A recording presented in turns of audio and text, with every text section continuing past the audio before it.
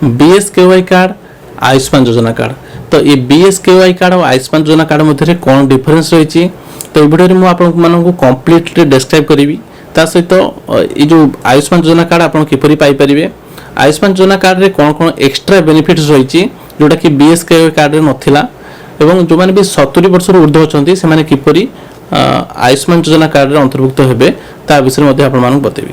तो friend video निश्चित रूप आपण मान एक इनफॉर्मेटिव वीडियो हबो। वीडियो को शेष पर्यंत देखो। वीडियो पसंद आछी वीडियो को लाइक करंतु, जदि चैनल को अपन सब्सक्राइब करना है निश्चित रूप चैनल को सब्सक्राइब करंतु। तो फ्रेंड्स बीएसकेवाई कार्ड विजु स्वास्थ्य कल्याण योजना, तो ये कार्ड रे प्रत्येक महिला मानक 10 लाख टंकार ट्रिटमेंट मिलता मेडिकल रे आ पुरुष मानक 5 लाख। तो सेम रही आयुष्मान योजना रे प्रत्येक महिला मानक 10 लाख एवं पुरुष मानक 5 लाख टंकार ट्रिटमेंट मिलुछि। आ एक्स्ट्रा कौन रही ना बीएसकेवाई कार्ड रे आपण ओडिशा मध्य ट्रिटमेंट हो पड़ते। ओडिशा रे जति मेडिकल थिला जो माने कि बीएसकेवाई कार्ड रे रजिस्ट्रेशन होइतिले जो सब मेडिकल, तो सेठारे आपण ट्रिटमेंट पाई पड़ते।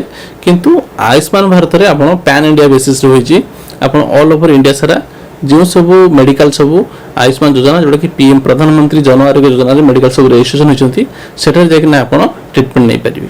तो एठारे प्रत्येक फैमिली रे प्रत्येक मेंबर को गोटेला कार्ड दिया जाउछि, किंतु विजु स्वास्थ्य कल्याण कार्ड रे गोटे कार्ड रे समस्त मेंबर एठारे इन्वॉल्व थिले, समस्त मेंबर को एथरा ना थिला, किंतु एटा गोटा प्रत्येक मेंबर गोटेला कार्ड मिलुछि एथरे हमरो आयुष्मान योजना माध्यम रे।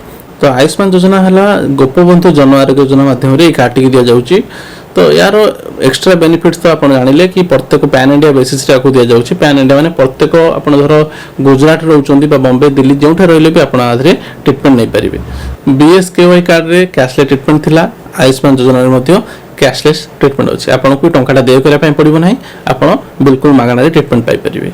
आयुष्मान योजना कार्ड किपरि आपण पाई परिबे, तो आयुष्मान योजना कार्ड पाया पे हेले देखंतु आयुष्मान योजना कार्ड टी प्रत्येक जो आशा अछंती आ सीएससी सेंटर सब भिएलई अछंती तांको माध्यम रे बंटा जाउची ना। आशा सब मेडिकल रो आनुचंती कार्ड आनला परे घरे घरे बुलिकिना केउठारे सब सीएससी भिएलई आ आशा बुलिकिना घरे घरे डिस्ट्रीब्यूशन करचंती।